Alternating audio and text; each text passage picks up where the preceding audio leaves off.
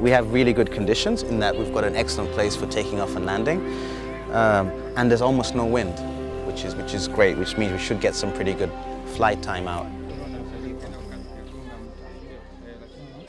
COSTECH it stands for the Commission of Science and Technology, and it's a government body which is responsible for, amongst other things, leading the country in new innovations. So COSTECH have taken this on to understand how drones could be used to then advise other sections of the government. So the initial interest was to map a very flood-prone area in Dar es Salaam to get aerial imagery which will show clearly the impact of the flooding straight after the floods. The other reason was to get detailed elevation data, which then can be given to city planners to predict how floodwaters or rainwater will move through the area, and so can appropriately plan. And as you can imagine, drones get a lot of people talking, so Ministry of Lands was about to start this very large land tenure project.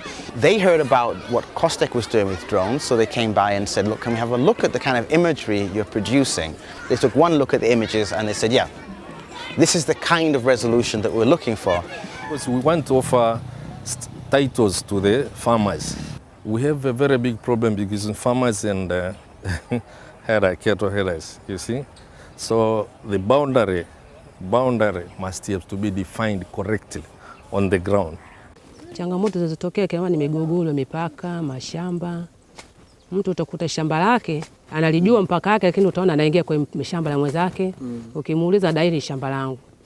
Kwa sababu uongozi kama hivi, hatuna ardhi ya kutulipimiwa na kumiliki na mtu hati miliki hatuna, kwa hiyo tunajilimia tu. Kwa hiyo hapa migogoro lazima iwepo. In Tanzania, the last photography was in 2008 because the expenses to cater for the aerial photography is higher, and that's why we go for other alternatives. Other alternatives is like using the satellite imageries and now the technology of UAVs. The UAVs are unmanned aircrafts. You don't have pilot, you don't have a crew member. There are a lot of things that you are saving. So that's a very simple technology.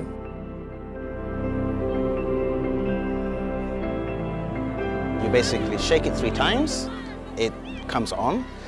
You hold it so it gets leveled, it's very close, then you flick it up and it goes. It's got a consumer camera in it and it's taking hundreds and hundreds of photographs and overlapping them and recording the geolocation of each and every photograph that it takes. So when we come back to the office, we take the photograph, use a piece of software which marries the geolocation with the photograph, then launch it into another piece of software which takes all of the images and stitches them all together.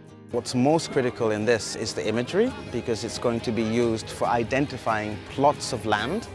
Matarajio kama vile ukishapewa maeneo unalima tayari au kuna njia zozote za mkopo, unaweza kanipatia mkopo, nikapata mkopo na nikafanya shughuli ya kulimia tayari, nishalimia tayari, ili nikajikwamua katika shughuli za maisha. Because of the use of this technology, the land tenure team is now going to be able to issue 300,000 land titles, which is going to significantly affect the lives of many people in Tanzania. For me, there is no better result.